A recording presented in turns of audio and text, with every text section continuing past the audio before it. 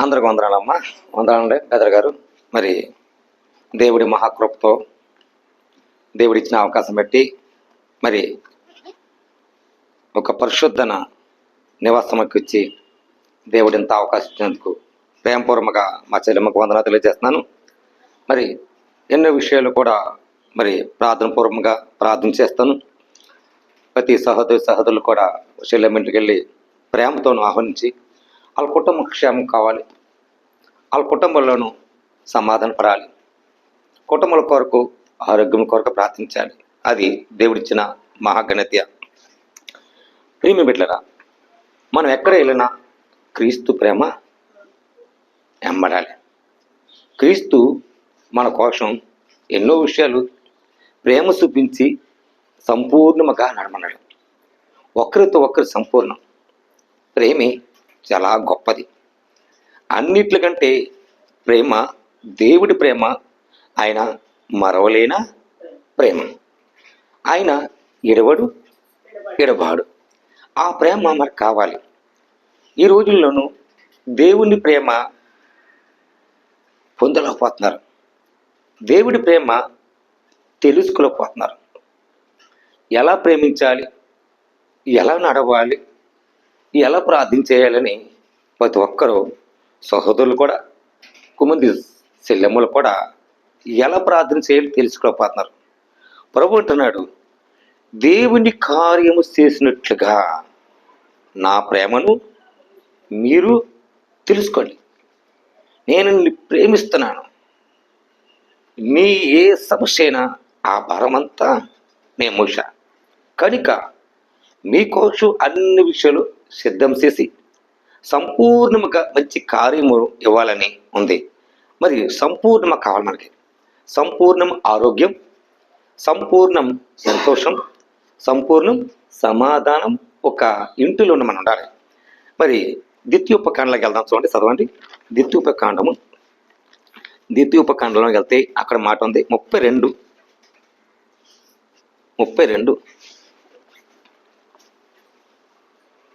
4వ వచనంలోకి వెళ్తాం. చదవండి చెల్లెమ్మ. 32:4.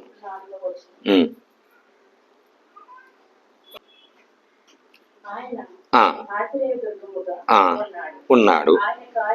ఆయన కార్యమును సంపూర్ణము. ఏంటండి? ఆయన ఆశయకు దుర్గముగా ఉన్నాడు.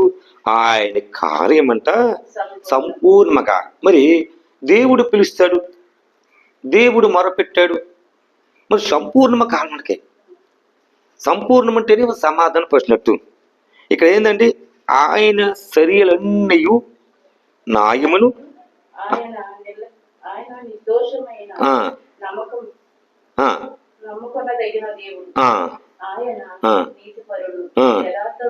యథార్థమంతుడు. ఏమన్నా ఇక్కడ ఏం బైబుల్ ఏం చెప్తుందంటే ఆయన చర్యలను న్యాయము. చర్యలు మనకు చర్యలు కావాలి అంటే అన్నిటి చర్యలోను న్యాయమును, నిర్దోషమైన మీ ఇంట్లో ఏ నిర్దోషమైన నమ్మదలిగిన దేవుడు నేను అని నమ్ము. నేను ఆయన నీతిపరుడు అని నమ్ము, యథార్థవంతుడు అని నమ్ము. ఇక్కడ ఏముందంటే మరి సంపూర్ణముగా నీకు ఇవ్వాలని ఆయన శివులకు, పుత్రులకు, కరికరముకు, మూర్ఖులకు, ప్రహంకములకు, బుద్ధి లేని అవేకములకు అవి కూడా మార్చి యెహోవానికి ప్రతీకారముగా చేయనివాడు. అన్నిటికంటే ప్రతీకారం అంటే ఆయన నిన్ను సృష్టించిన తండ్రి కాదా? దేవుడికి స్తోత్రం. ఏమన్నాడంటే ఆయన నిన్ను సృష్టించాడు తండ్రి కాదా? ఒక తల్లిని, ఒక తండ్రిని నేను నిన్ను ప్రేమించా. ఇలా ప్రేమించమని కదా నీ సన్నిధిలోను ఆయన జ్ఞాపకం చేసుకోవాలంట. జ్ఞాపకం చేసుకున్న తండ్రిలానే ప్రేమిస్తున్నాడు. చదవమ్మా. ఆయన దేవుడి స్తోత్రం. ఆయన నిన్ను పుట్టించి స్థాపించను అని చెప్పమ్మా. అది ఇక్కడ ఏముందండి? పూర్వదినములు అంట. పూర్వదినములు అంటే మన అలాగే గతం మన తల్లిదండ్రులు పూర్వదినములు జ్ఞాపం చేసుకోండి. ఆయన తరతరములు సంవత్సరములు తలుసుకుంటున్నావా? తరతరములు ఆయనకు అడుగడుగునకు నీకు తెలుపులేదా? అడుకడుకు నీకు పెద్దలంటే అడుకడుకు నీకు నేర్పలేదా, చెప్పలేదా? మహోన్నతుడమైన స్వాతంత్రముగా నేను ఉన్నానుకు అని దేవుడు మాట్లాడుతున్నాడు. ఏమిటండి? పుట్టించినవాడు స్థాపించిన వాడు పూర్వదినములు ఒక్కసారి నన్ను గమ చేసుకోమంటున్నాడు.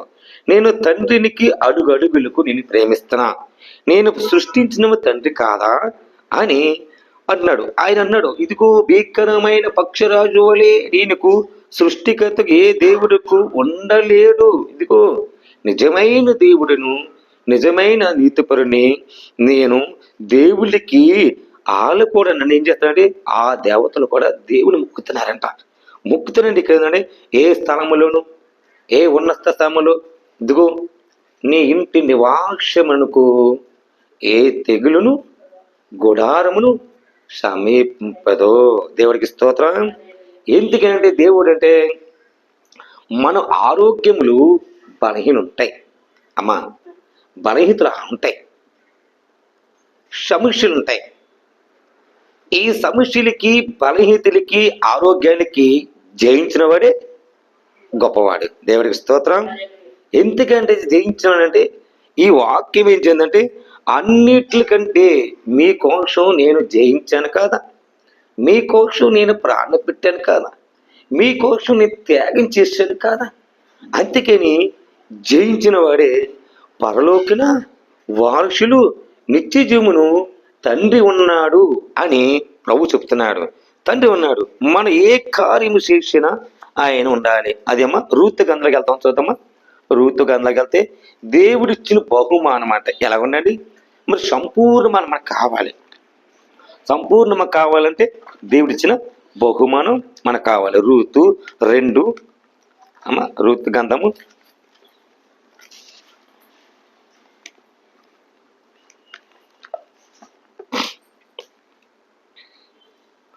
2:12 అమ్మా. 2:12 చెప్పమ్మా.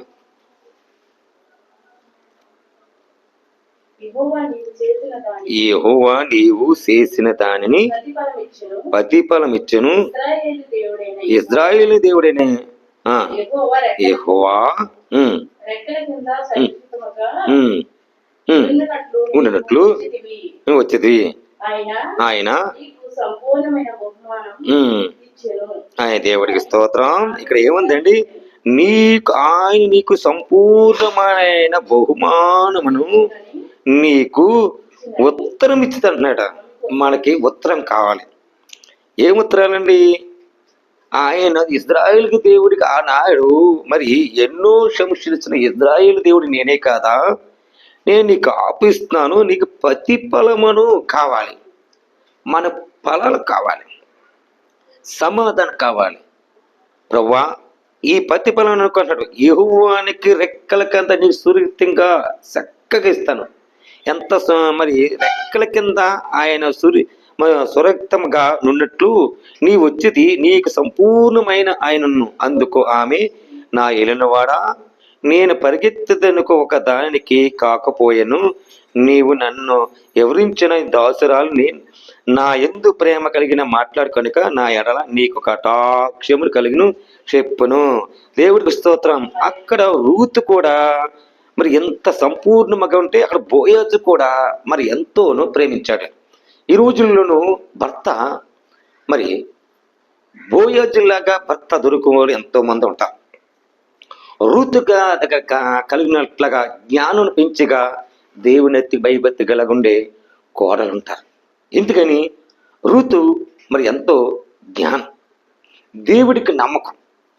తన భర్త పోయినా సరే ఇతన్ని ఇదిగో అక్కడ మోయాబు దేశానికి చెందిన నా మరి బంధువులు అతను పోయేసినాడు, అతను ఒకసారి కలు అక్కడ నీకు ఏ లోటు ఉండదు అని ఉన్నది. మరి ఇకంత చక్కటి మాట మరి ఆనాడు భోజన కాలములు చెరకు చక్క ఏర్పజేసి దేవుని యందు స్థిరకాలములతో ఉన్నట్లుగా మనం ఇందులో చూస్తున్నాం. ఇక ఏంటంటే మనం ఎక్కడైనా సంపూర్ణ బహుమానం కావునట్లుగా మనం నడవాలి.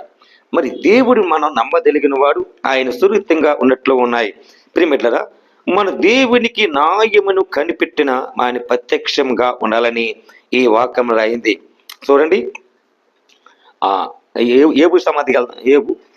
ఏబు 445 అమ్మా, 445. దేవుడండి, దేవుడు అన్యాయం చేయుట అసంభవము. దేవుడు మిమ్మల్ని అన్యాయం చేస్తే కాదు, చెయ్యడు. సర్వశక్తుల దురాశలు చేయుట అక్షంభము. నరుల కింద తగినట్లుగా ఫలమును ఆయన వారికి ఇచ్చదని. ఎందుకంటే ప్రతి ఫలమును ఇస్తానడ.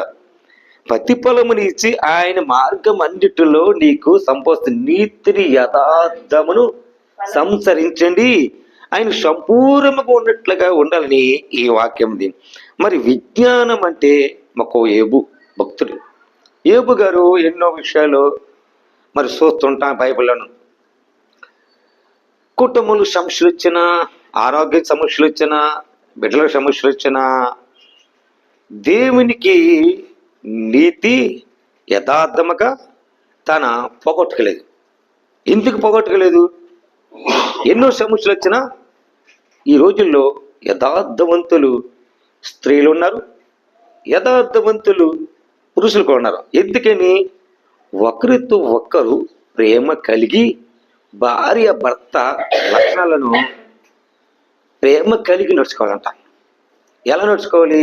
తన ప్రేమ, తన దేవుడి ప్రేమ తెలిసినట్లుగా తన భర్త లోబడి ఎలాగో స్త్రీ జ్ఞానవంతరాలు ఉంటుందో అలాగే ఆ జ్ఞానమని భర్త ఏం చేస్తాడంటే, ఇక బోయవ్వ కూడా తన రూతిని ఎలా ప్రేమించాలి, ఎంత జ్ఞానము, ఎంత ఆలోచన ఉంది ప్రేమించాలని ఆనాడు. మరి ఇక్కడ బోయబు కూడా ఆయన ఎంతో వృత్తిగా ఉన్నాడు. ఇక్కడ యోబు కూడా నీతిగా యథార్థముగా ఉండి ఆయన అన్నాడు, దేవుడు అన్యాయస్తుడు అసంభవం. దేవుడు అన్యాయస్తుడు కాదు, ఆయన న్యాయం తీర్చేవాడు. చదవమ్మా. దేవుడు ఏమాత్రము దుష్కార్యం చేయడు, సర్వశక్తుడు న్యాయం తప్పదు. ఎవడైనా చెప్పమ్మా. ఆయన అప్పగించి ఎవడైనా భూమిని ఆయనకు అప్పగించిన, ఎవడైనా సర్వ ప్రపంచ భారములు ఆయనకు అప్పగించినని తన సర్వత విశ్వాసములను తన ఎత్తుకు తిరిగి తీసుకొని శరీరదారులు ఏకంగా రచించెదరు. నరులు మనగా ధూళి అయి పోదురు. కావున దీనిని విని విమోచనము నా మాట ఆలకించును. న్యాయమును ద్వేషించువాడు లోకమును వీరునా, న్యాయమును న్యాయ సంపన్నుడైన వారి మీద నేరము మోపుదువా. మీరు దుష్టుల ప్రధానులతోనైనను అవచ్చును కానా. రాజుల ఎడల పక్షపాతము పేదల కన్నా ధనవంతు గల వాడు వారి ఎక్కువగా చూసి చూడనని వారితో అలాగూ పలుకుట వారును ఆయన నిర్మించిన వారు కారా. వారు నిమిషంలో చనిపోదురు. మధ్యరాత్రి ప్రజలు కలకాలం నుండి నాశనముదురు. బలవంతులు దైవికముగా కొనుకోబడదురు. ఆయన దృష్టికి నరుల మార్గం మీద ఉంచబడి ఉన్నది. ఆయన వారి నడకలన్నీ కనిపెట్టి చూస్తున్నాడు. ఆయన వారందరినీ కనిపెట్టి దీవిస్తున్నాడు. దేవుడి స్తోత్రం.